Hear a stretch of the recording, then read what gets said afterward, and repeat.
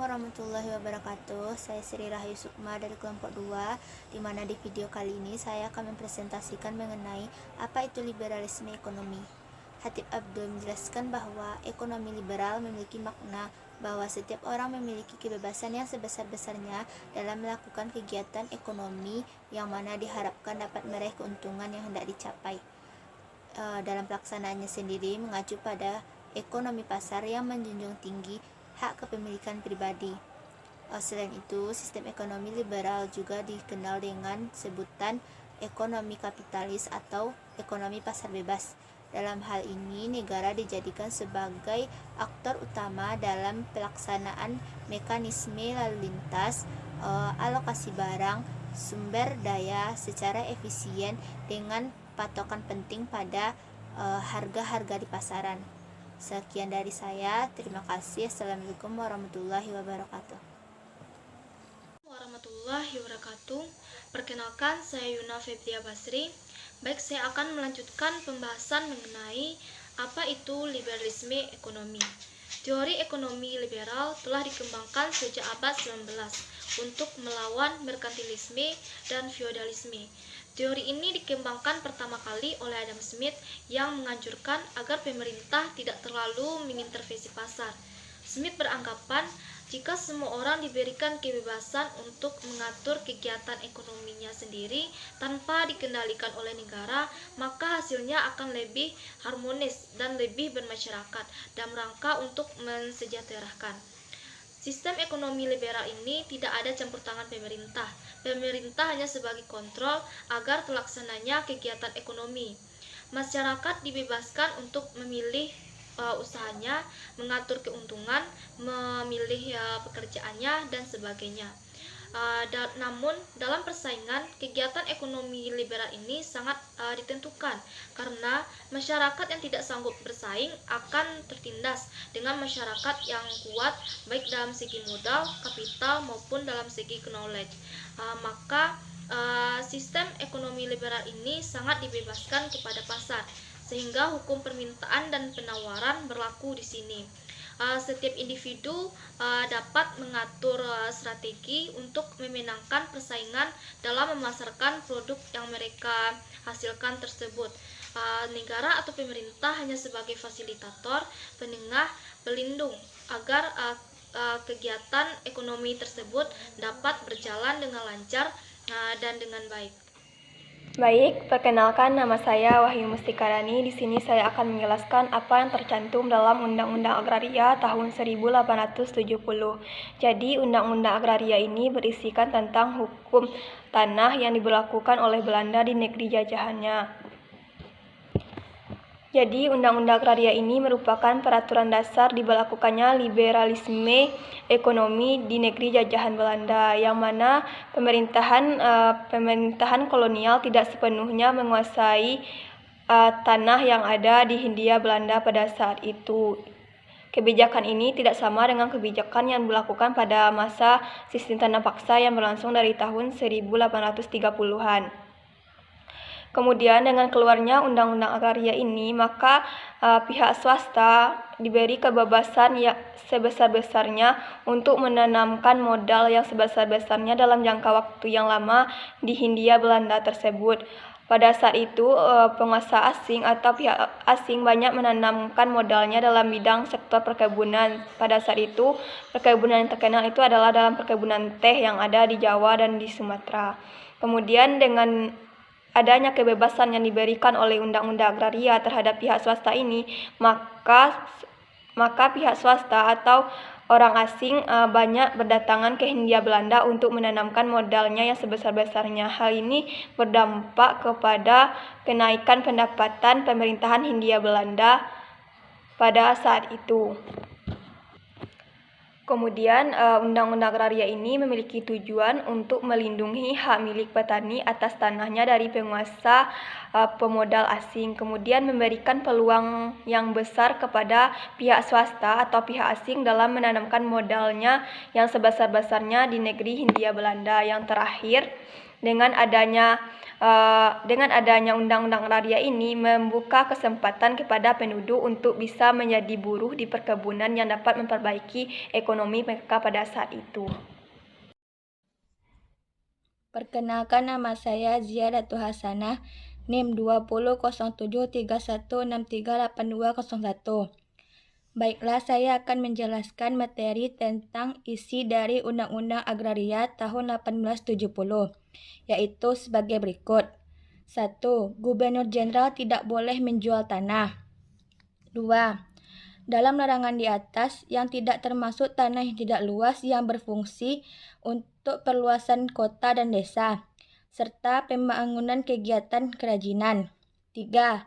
Gubernur Jenderal dapat menyewakan tanah menurut ketentuan yang ditetapkan dengan ordonasi dan tidak yang termasuk yang boleh disewakan, yaitu tanah kepunyaan pribumi. 4. Menurut ketentuan yang ditetapkan dengan ordonasi, diberikan tanah dengan hak express selama tidak lebih dari 75 tahun. 5. Gubernur Jenderal menjaga jangan sampai terjadi pemberian tanah yang melanggar hak rakyat pribumi. 6. Gubernur Jenderal tidak boleh mengambil tanah milik pribumi berasal dari pembukaan hutan yang digunakan untuk kepentingan sendiri atau pribadi. 7. Tanah yang dimiliki oleh orang pribumi dengan hak pakai pribadi secara turun-temurun atas permintaan pemiliknya yang sah diberikan kepadanya dengan elegendum. 8. Persewaan atau tak serah pakai tanah oleh orang-orang pribumi kepada Menteri Bumi dilakukan menurut ketentuan yang diatur dengan ordonasi. Baiklah, sekian yang dapat saya sampaikan. Terima kasih. Assalamualaikum warahmatullahi wabarakatuh. Perkenalkan, nama saya Sofia Murti Lubis, NIM 2007316388203. Jadi pada kesempatan kali ini saya akan membahas materi mengenai apa sih dampak liberalisme ekonomi dalam bidang masyarakat. Liberalisme ekonomi memang mampu menghasilkan pertumbuhan ekonomi, namun gagal dalam bidang kesejahteraan. Liberalisme mendorong masyarakat menanam tanaman komersial untuk mendapatkan uang kas. Meski masyarakat mengalami kerentanan pangan karena hasilnya digunakan untuk tanaman komersial tersebut. Alhasil, akhirnya masyarakat terkait ke dalam hutang mengutang dan masyarakat itu menjadi buruh upahan. Tingginya penyewa tanah di pedesaan pada masyarakat yang tak bertanah mencapai 60%. Hal ini menstimulasi migrasi dalam negeri dan urbanisasi. Kemudian ada transformasi besar yang terjadi seperti terus berkembangnya masyarakat menjadi upahan pabrik atau perkebunan. Lalu ada juga produksi semakin memburuk sehingga impor beras semakin tinggi yang terjadi di antara kisaran waktu 1870 hingga 1925. Transformasi lainnya seperti semakin banyaknya hutang negara miskin yang mengakibatkan ditariknya subsidi negara kesejahteraan. Efeknya tentu saja terjadi dalam hal masyarakat miskin karena liberalisme ekonomi ini menswastai semua sektor publik, termasuk mulai dari telekomunikasi, pendidikan, bahkan hingga jalan sekalipun.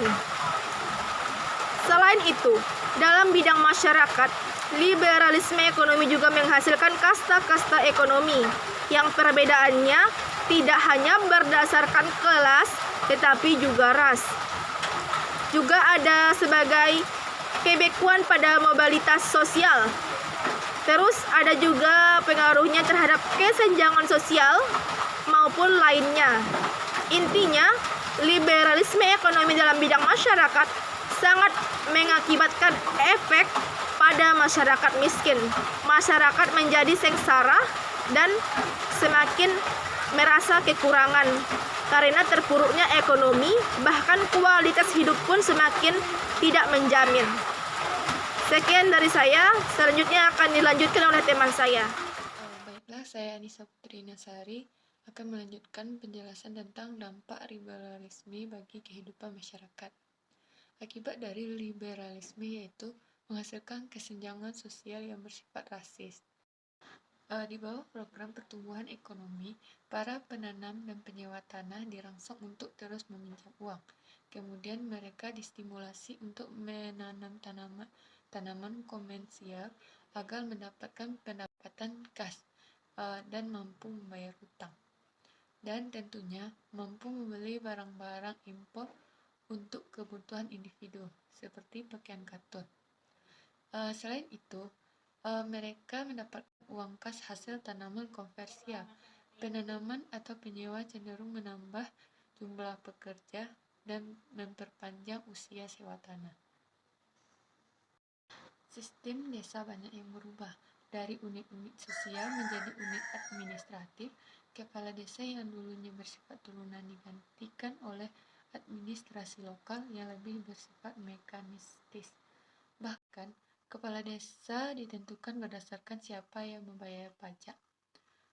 Situasi di desa berubah dari kehidupan yang organis menjadi individu yang bersifat berkompetensi.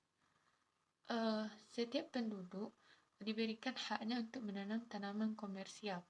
Bukan hanya itu, ketika kepala desa hendak memperluas eksploitasi tanah, tidak ada opini publik yang mampu mencegahnya. Assalamualaikum warahmatullahi wabarakatuh. Baik, sebelumnya perkenalkan, nama saya Alexander Randy, NIM 200731638175. Pada kesempatan kali ini saya akan membedah dan membahas mengenai materi dampak ekonomi liberal terhadap perekonomian masyarakat Indonesia. Namun, sebelum masuk ke pokok pembahasan, ada hal yang harus kita ketahui dan harus kita pahami bersama, yakni mengenai makna atau pengertian dari ekonomi liberal itu sendiri. Mengapa? Tentulah bukan tanpa alasan, karena dengan kita memahami dengan baik makna atau pengertian dari ekonomi liberal tersebut, maka kita akan mudah untuk menyelam dan mendalami dunia ekonomi liberal tersebut, termasuk memahami dengan baik dampak dari ekonomi liberal itu sendiri. Baik, ekonomi liberal adalah sebuah sistem perekonomian yang dirancang agar terjadinya kegiatan ekonomi yang bebas, di mana individu diberikan kebebasan dalam melakukan kegiatan perekonomian. Nah, ini yang harus kita ketahui dan harus kita pahami bersama. Selanjutnya mari kita melirik, yakni bagaimana sih sejarah awal, lahir, dan berkembangnya sistem ekonomi liberal di bumi pertiwi ini. Mari kita mundur jauh ke belakang, ketika bangsa Eropa, terutama Belanda, mulai datang dan berkuasa di bumi pertiwi ini. Mereka lah yang membawa ajaran baru, ilmu-ilmu baru, ilmu ekonomi di bumi pertiwi ini. Terutama saya mau fokuskan kepada Belanda, di mana Belanda membentuk sebuah POC. Nah, POC inilah yang membawa ajaran-ajaran ilmu baru, terutama di bidang perekonomian, dan puncaknya adalah ketika POC hancur dan mundur atau mengalami kemunduran, maka kekuasaan itu dialihkan ke pemerintahan Hindia Belanda. Nah, pada pemerintahan Hindia Belanda inilah banyak sekali kebijakan-kebijakan baru. Salah satunya adalah tanam paksa. Namun tanam paksa tidaklah bertahan lama. Dan puncaknya adalah adanya sebuah kebijakan, lahirnya sebuah undang-undang agraria. Nah, inilah cikal bakal atau awalnya sebuah ekonomi yang bebas. Mengapa? Tentu bukanlah tanpa alasan, karena di dalam undang-undang tersebut adanya kebebasan individu untuk melakukan kegiatan perekonomian, seperti kebebasan dalam melakukan kegiatan saham maupun investasi. Nah, ini yang harus kita ketahui dan kita pahami bersama. Selanjutnya mari kita masuk ke pokok pembahasannya, yakni mengenai dampak ekonomi liberal terhadap perekonomian masyarakat Indonesia. Jika kita berbicara dampak, tentu ada dua hal, yaitu dampak positif dan dampak negatif. Mari kita bahas mengenai dampak negatif. Dampak negatif dari adanya ekonomi liberal tersebut adalah pertama, ekonomi akan dikuasai sepenuhnya oleh Hindia Belanda atau orang-orang Eropa, sedangkan pribumi tidak mendapatkan apa-apa. Yang kedua, dengan adanya sistem ekonomi liberal, maka keuntungan sepenuhnya masuk ke kantong orang-orang Eropa atau orang-orang Hindia Belanda. Sedangkan pribumi hanya menetapkan sebuah kemiskinan. Yang kaya makin kaya, yang miskin semakin miskin. Dan selanjutnya mari kita melihat dampak positif dengan adanya sistem ekonomi liberal ini. Yakni jika kita melihat dari kaca mata, dampak positifnya tentu ada, yakni di mana individu atau pribumi bisa belajarlah sedikit mengenai sebuah sistem ekonomi yang baru yang belum mereka temui. Nama saya Abdurrahman Hakim. Saya ingin melanjutkan materi dari Alexander, yaitu imperialisme ekonomi. Dampak imperialisme ekonomi itu berdampak kepada adanya sistem dari tanah paksa, kerja rodi, serta sewa tanah, sistem segala yang terjadi berdampak itu sangat buruk kepada pihak-pihak pribumi atau masyarakat Indonesia pada zaman itu. Jadi, kita dapat melihat dari banyaknya korban-korban yang jatuh dari masyarakat pribumi akibat dari adanya sistem kerja paksa dan kerja rodi tersebut. Sistem sewa tanah ini itu sangat berdampak buruk sekali kepada perekonomian untuk negara Indonesia. Seperti yang kita lihat, banyaknya perusahaan-perusahaan asing yang muncul itu berawal dari adanya sistem dari sewa tanah tersebut. Sistem sewa tanah tersebut itu sangat tidak baik untuk suatu negara, karena para pemegang saham itu memiliki kuasa terhadap wilayah-wilayah yang mereka duduki. Mereka berhak mengambil apapun yang ada di sana, seperti adanya sumber-sumber daya alam yang bisa mereka dapatkan dari wilayah-wilayah yang mereka dapatkan, atau mereka yang menanamkan saham di sana. Mungkin sekian. Assalamualaikum warahmatullahi wabarakatuh.